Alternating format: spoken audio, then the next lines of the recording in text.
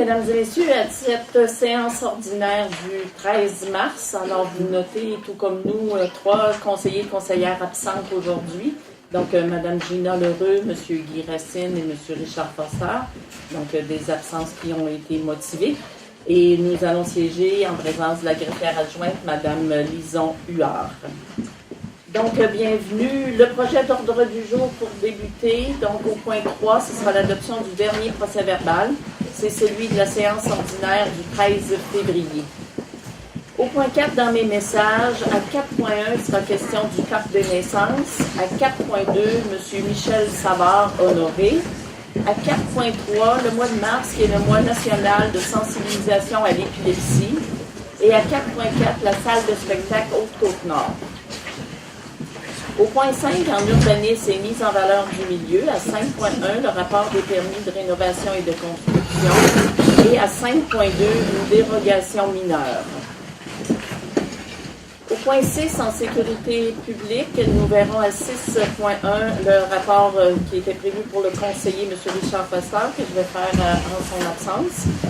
Et à 6.2, l'engagement d'un agent de prévention. Au point 7, dans les transports, à 7.1, l'autorisation d'accès pour les motoneiges et quads. Et à 7.2, revitalisation de la première avenue pour le décompte. Au point 8, en tourisme, je ferai le rapport pour la conseillère Mme Gina Lheureux.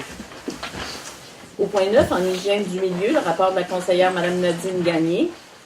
En 10, en loisirs et sport, je ferai le rapport pour le conseiller M. Racine qui est absent. Et nous verrons à 10.2, traitement de l'eau dans la tour de refroidissement. Et à 10.3, un contrat de service pour le système de réfrigération de l'ARENA. En administration, approbation et paiement des comptes, autorisation de déplacement et des demandes d'aide financière des organismes du milieu. Au point 12, dans les actes législatifs, un règlement à modifier. Nous passerons aux affaires nouvelles. Et quand je vois l'assistance, ça nous fera plaisir de vous entendre à ce moment-là. C'est dommage qu'il n'y ait pas de chaise pour tout le monde. Il y a 3 places en avant. Venez nous rejoindre. Donc, adoption de l'ordre du jour tel que lu. Proposition de Mme Dolores.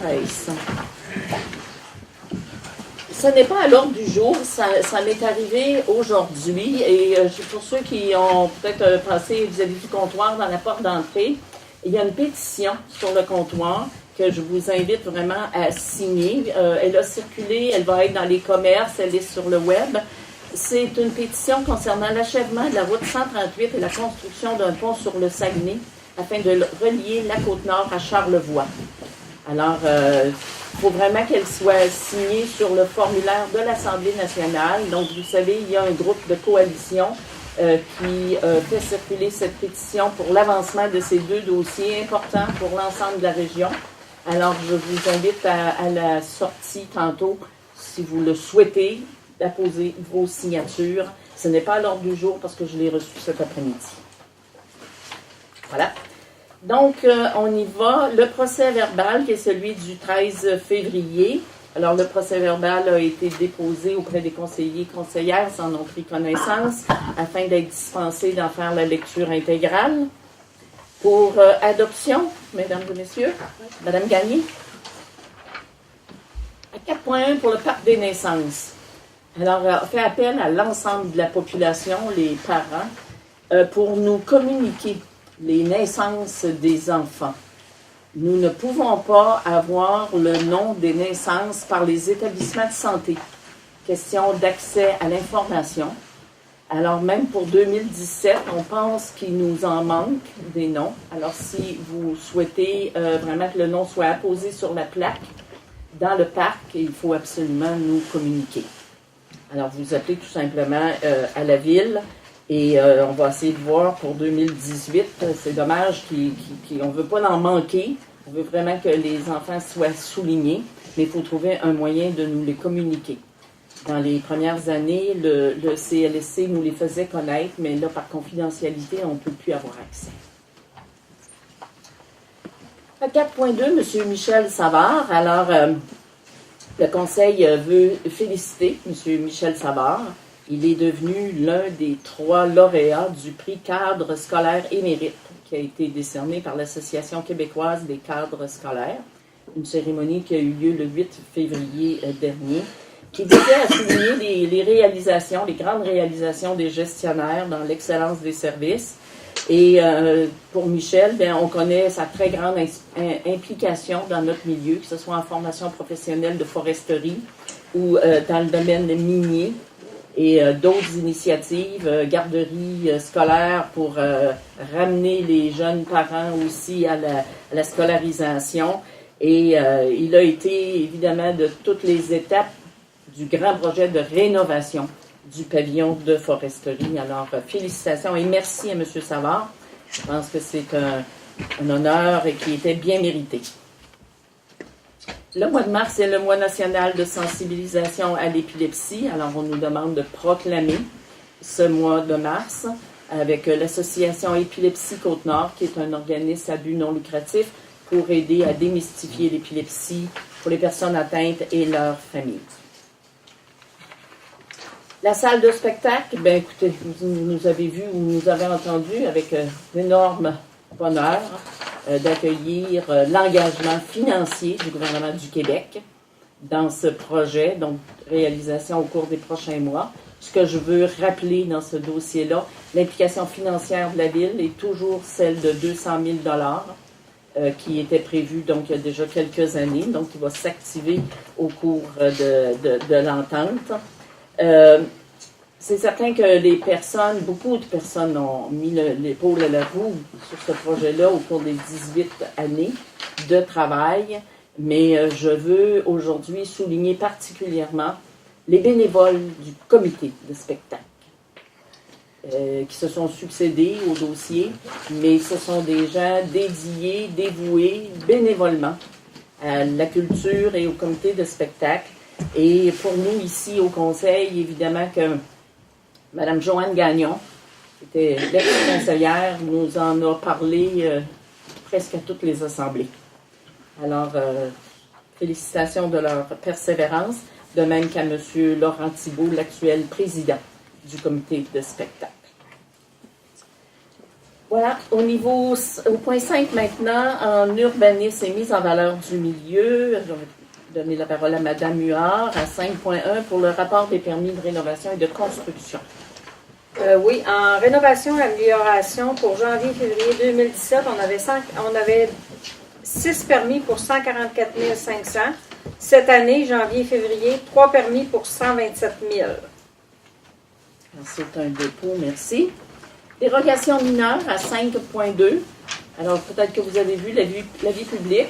Toutes les dérogations doivent être publiées. Donc, le 7 février dernier, dans le journal local, il y a eu un avis public de demande de dérogation. Ça concerne le lot portant le numéro 6 150 462, situé au 25 Première Avenue. Je vais vous situer rapidement, c'est le garage de Claude Malenfant. Okay. Alors, c'est d'autoriser la position du garage par rapport aux limites de l'immeuble qui empiète en marge de recul avant et la marge latérale S, qui n'est pas conforme au règlement municipal en vigueur à ce jour.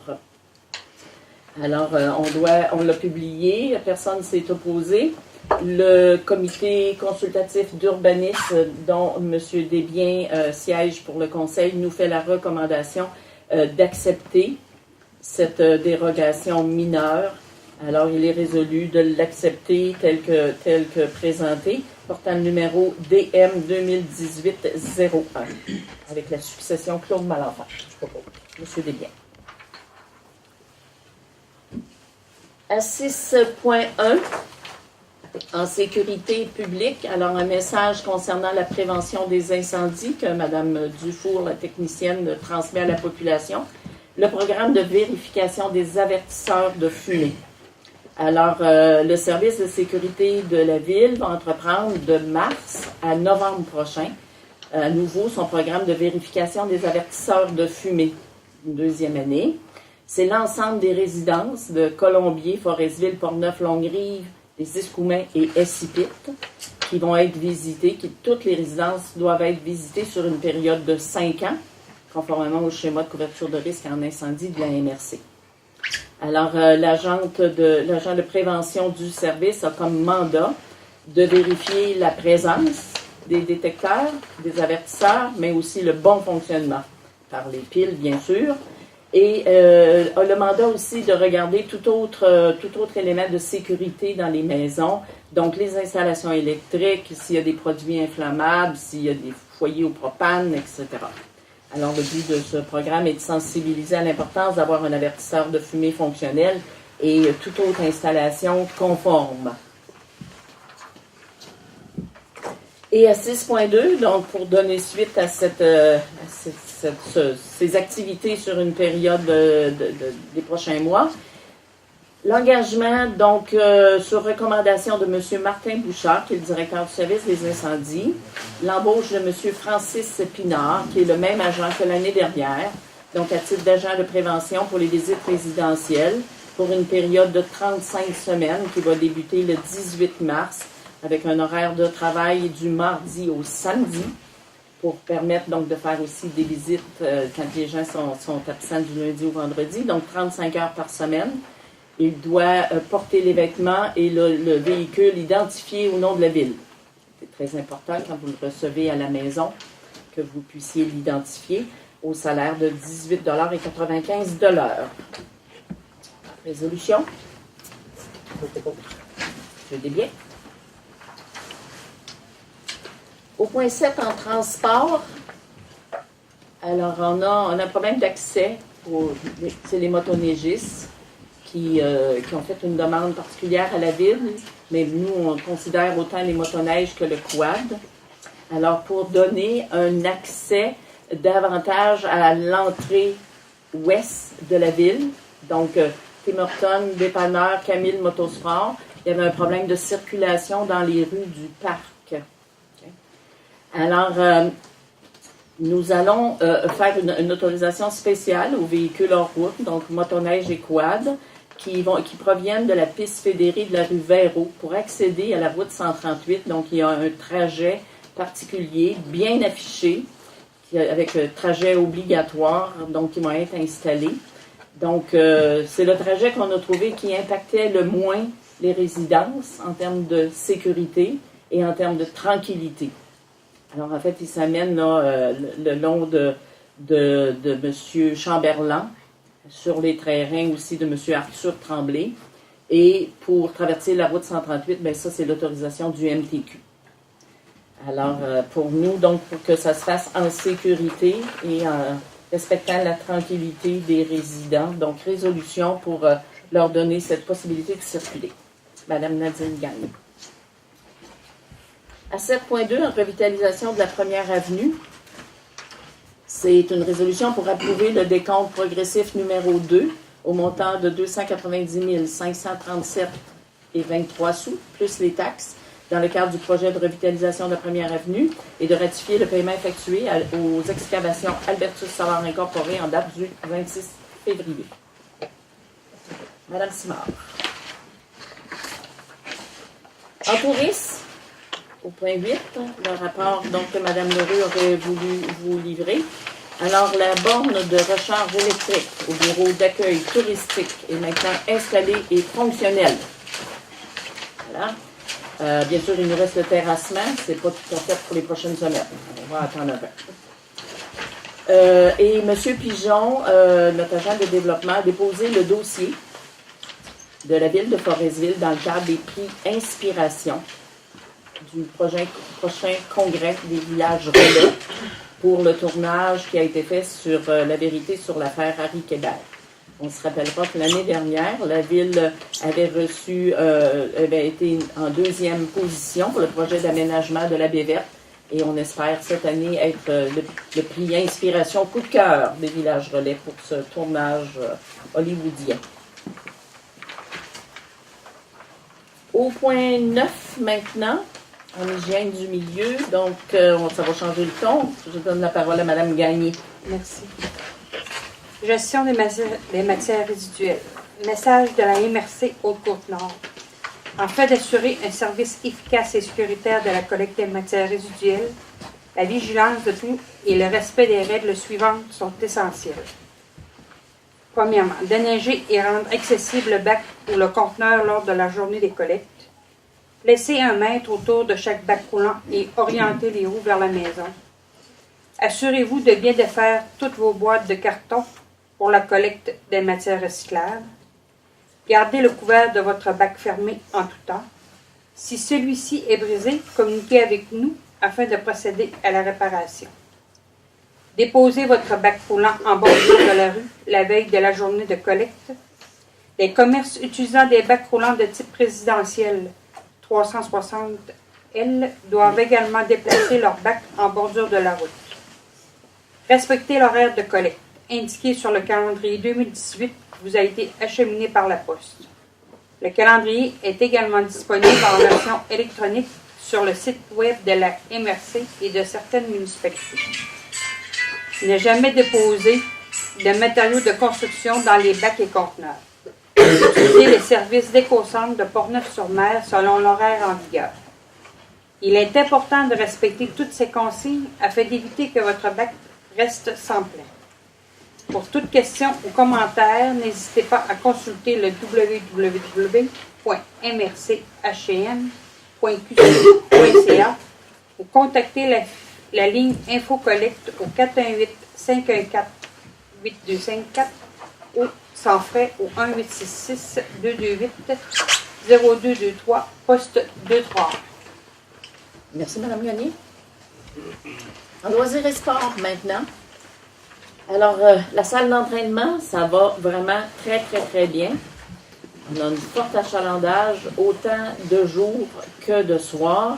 On note un achalandage d'environ 35 %. Alors, c'est très important. 35 % de pluie, effectivement.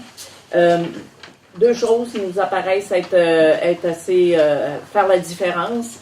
Évidemment, l'augmentation de la plage horaire par rapport à l'installation qu'il y avait dans la polyvalente des rivières et la carte à puce qui donne l'accès, toute liberté aux heures que les gens le veulent bien. Alors, c'est des facteurs très, très importants. Donc, une augmentation de 35 %.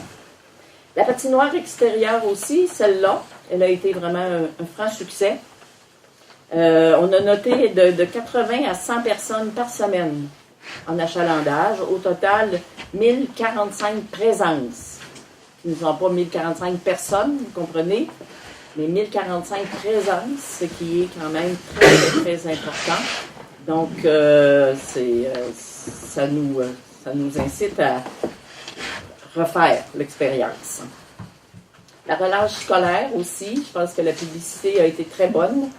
Il y a eu plusieurs activités pour tous les âges, une très belle participation et, semble-t-il, les gens se sont bien amusés. Dans les événements à venir, donc cette fin de semaine, il y a le tournoi hockey-bottine. Samedi, en fin de semaine, exposition de peinture de M. Victor Pelletier à la salle Armand Topping du complexe. Et la fin de semaine suivante, la fin de semaine prochaine, 24 et 25 mars, série éliminatoire du senior. Voilà pour l'offre en loisirs et sport. À 10.2, traitement de l'eau pour la tour de refroidissement, une résolution. Attendu qu'il y a lieu d'effectuer le traitement de l'eau de la tour de refroidissement située au complexe Guy Ouellet, tel que ça nous est exigé par la Régie du bâtiment du Québec. Attendu qu'il y a lieu de signer l'entente à intervenir pour une période de 3 ans qui débute le 21 février 2018. Il est donc résolu de m'autoriser, de même que la greffière adjointe et la directrice des loisirs, à signer cette entente à intervenir avec la firme Chem Aqua, selon la soumission du 23 février dernier au montant de 6 204 $ par année, plus taxes. Monsieur Desbières. Un contrat de service pour la réfrigération maintenant, attendu que la firme Simco Réfrigération a déposé le 10 octobre 2017 une offre de service pour le démarrage et l'arrêt du système de réfrigération de l'Arena pour la saison 18-19. Attendu qu'un contrat de service va être signé, il est résolu de m'autoriser, de même que la greffière et la directrice des loisirs, à signer ce contrat de service, dont les modalités sont inscrites selon les tarifs et les taxes suivantes. Donc, pour le contrat d'entretien préventif, c'est un total de 5 130 $ pour l'année 2018-19. Si on fait des appels de service, c'est au montant de 100 $ et 80 sous de l'heure. Et bien sûr, Simcoe est à Québec. Si on les fait venir en frais de déplacement, c'est à 1 2 sous, une pièce et 2 du kilomètre. Contrat de service, donc, pour 3 ans. Madame Simard. En administration, maintenant, le paiement des comptes. Donc, tel que la coutume le veut, les comptes sont ici disponibles. Ils ont été présentés au conseil, ligne par ligne, afin de ne pas avoir à en faire la lecture intégrale. Donc, approbation des comptes. Par résolution, Madame Gagné. À 11.2, les autorisations de déplacement. Donc, pour le 23 mars prochain, aux Escoumins, M. Marc Pigeon, agent de développement, assistera au forum SADC MRC. Proposé. Propose M. Desbiens. Des demandes d'aide financière maintenant pour les organismes du milieu. Le Cœur, les gens de mon pays, de la Haute-Côte-Nord, un concert en juin 2018. Alors, nous donnerons un montant de 50 $. Nous avons la fabrique Saint-Luc qui va tenir son souper de crabe annuel. Donc, nous lui permettons d'utiliser la salle Ginette Bessérois et les profits du bar selon la politique en vigueur. Et nous avons le tournoi de hockey bottine qui remet ses profits à Nourris ton cerveau. Donc, nous lui donnerons les profits du bar selon notre politique en vigueur. Résolution, Madame Simard. Au point 12, dans les actes législatifs, le règlement HCN 1002 pour modification à la demande de la municipalité de Tadoussac. Donc, attendu que la municipalité de Tadoussac demande à la MRC Haute-Côte-Nord de modifier le règlement harmonisé HCN 1002 qui est relatif à la sécurité, la paix et l'ordre dans les territoires publics afin d'enrayer une problématique sur son territoire. Attendu qu'à cette fin, chaque municipalité doit modifier son propre règlement, parce que c'est le même règlement harmonisé pour les municipalités de la MRC. Il est donc résolu de confirmer à la MRC que le Conseil de la Ville de Forestville accepte de modifier son règlement HCN 1002 en ce sens. Proposé, Mme Simard. Et voilà. Affaires nouvelles. On n'en a pas. On passe à la période de questions. Dans l'ordre des choses, les premières questions vont aux journalistes. Est-ce que vous avez des questions pour nous? Oui, moi j'aurais une question, Mme Antil. Au point 7.1, l'autorisation d'accès au motoneige et au quad. Oui. Est-ce que vous avez la longueur du tronçon qui vont circuler dans la rue, c'est ça? Ils vont circuler, sur des terrains, mais ils vont impacter un peu au coin de la rue du parc, à peine la longueur de 4 maisons. OK. Alors que quand ce tracé-là n'était pas autorisé, en fait, ils longeaient complètement le parc des maisons mobiles avec les trentaines de maisons à droite et à gauche. Donc, en termes de sécurité, c'est extrêmement dangereux. Et en termes de tranquillité, il y avait impact, évidemment, pour plusieurs propriétés. OK. Alors, est-ce que ce règlement-là est en vigueur maintenant? Oui. OK. Oui. J'imagine que de la circulation, de la signalisation... oui, je dis oui. Maintenant, ils sont à conclure avec le ministère des Transports pour traverser la route 138. Okay. Alors là, ça, vous le savez ce pas. bout-là, je m'en occupe. C'est moi qui m'en occupe. Okay. Mais nous, on a les panneaux, tout avec les employés des travaux publics, sécuriser ce tronçon-là qui nous appartient. Parfait. Autant motoneige, la demande est au motoneige, mais évidemment que les quads ont le même problème. Puis on souhaite que ça circule lentement, puis qu'il y ait le moins d'impact possible et en sécurité surtout. Puis avec les hauteurs de bande de neige qu'on a, si les voitures reculent puis que les motoneiges sont en circulation, évidemment que le danger est très présent.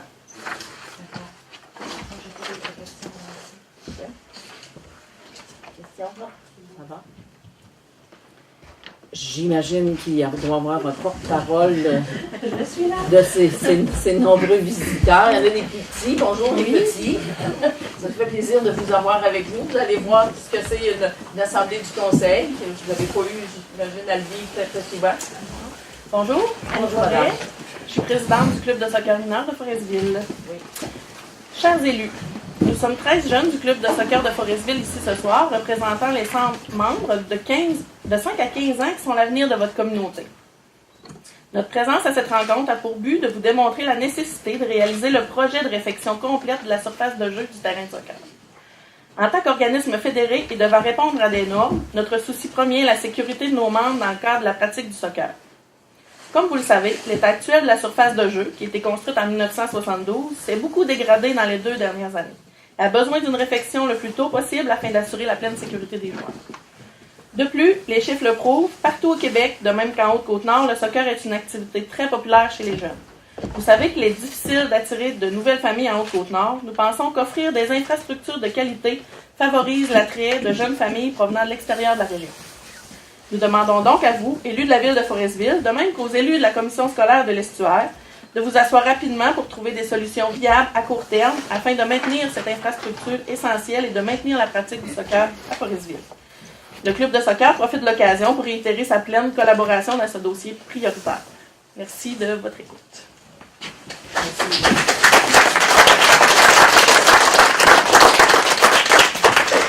Donc, j'entends bien votre demande, vous parlez de réfection complète. OK. Alors, vous savez que ce dossier-là, en fait, il est sur la place publique depuis quelques jours. Hein, votre information a filtré assez aisément. Ça fait déjà 1 an qu'on est assis tous à la même table, hein, d'ailleurs, à quelques reprises. Il y a eu la commission scolaire, la ville et vous-même, le comité d'association. Il y a eu une réfection partielle, hein, montant de 17 000 $ au cours de la dernière année. Vous y avez participé, nous aussi. C'est certain que ce terrain-là, il appartient à la commission scolaire. Ça, c'est un élément important.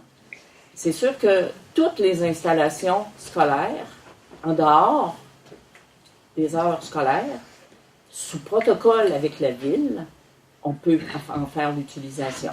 Mais sous-entendre de partenariat, puis là, c'est variable. C'est certain, quand on parle d'utilisation, c'est assez facile. Quand on parle d'investissement majeur, on passe à une autre étape de l'échelle. Mais on est bien au courant.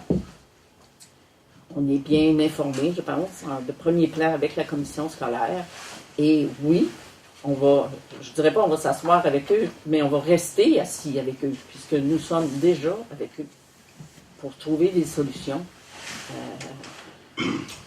à la cohabitation. Parce que l'école, elle en a besoin pour ses activités scolaires. Puis il faut faire en sorte que ça cohabite les uns les autres en harmonie. On sait que eux, c'est l'athlétisme, vous, c'est le soccer. Comment on peut harmoniser les deux? Il faut trouver des pistes de solutions. Parce que chacun veut exister, puis chacun doit pratiquer aussi son sport en sécurité. Fait que vous pouvez compter sur nous. On va s'asseoir et on va travailler avec vous et avec la commission scolaire à trouver des voies de passage, des solutions raisonnables, acceptables pour tous, mais on va cheminer ensemble, ça c'est sûr. Alors merci de votre, j'ai une petite question. De votre présence. Vas-y, oui, c'est toujours ouvert aux autres questions. Votre règlement HN 1002. Oui, qu'est-ce que c'est? Qu'est-ce que c'est? Oui. Du côté de Tadoussac, ils vivent des problèmes au cours de l'été sur l'utilisation dans les dunes de sable. Si vous connaissez, hein? Alors, les dunes, c'est utilisé, on nous dit à toute fin. Hein? Il y a du camping qui se fait là, il y a des courses automobiles, il y a toutes sortes d'affaires. C'est juste des dunes, hein? Il n'y a pas de bloc sanitaire, il n'y a pas, donc l'usage, multi-usage, doit être, au moment où on se parle, revisé puis un peu plus encadré selon les élus de Tadoussac. Merci. C'est dans ce sens-là. Oui. J'aurais 2 questions. C'est au niveau des quads. Oui. Le sentier, est-ce qu'il y a eu des avancements pour le sentier qui est entre Forestville et Portneuf? Sur le sentier pédestre, il n'y a pas Non. d'avancement à ce Non. niveau-là. Non, on est toujours en attente de Véloroute. Monsieur Villeneuve, on a eu une rencontre. C'est lui qui doit nous revenir. Et on s'attend-tu à une date? Je suis sûr qu'on va le fondre la neige puis on va le relancer. Oui, Parce que, en fait, lui, ce qu'il disait, c'est qu'il y avait des possibilités de financement. Et c'est ça son travail, c'est d'aller voir quelles sont ces possibilités-là pour soutenir le projet. Oui, parce que nous autres, au Club Quad, on attend un peu après ça pour savoir Oui. si on agit ou Oui. si on s'implique ou pas. Là. Oui. Fait que c'est majeur pour nous autres aussi, Tout à fait. actuellement. On est tous Puis en attente de ça. Est-ce qu'il y a d'autres endroits dans la ville de Forestville qui a été étudié pour justement donner des accès ou des possibilités d'accès ou des aménagements pour que les quads puissent circuler sécuritairement Non, sans justement nuire? on n'a pas de demande d'autres. Bon, accès. j'en avais fait mention à ce moment donné pour la première avenue, la rue Martel ou à l'arrière de la rue Martel. Ça fait longtemps que j'en ai fait mention. Puis, est-ce que à ce moment donné, il y a un comité ou quelque chose du genre qu'on pourrait rencontrer pour voir si on pourrait faire des aménagements pour rendre justement ce sport-là, qui est toujours en développement, puis disponible aux membres? Oui. Parce que là, actuellement, on a déjà des plans de développement. On a la ZEC qu'on fait. On agrandit notre territoire de sentiers.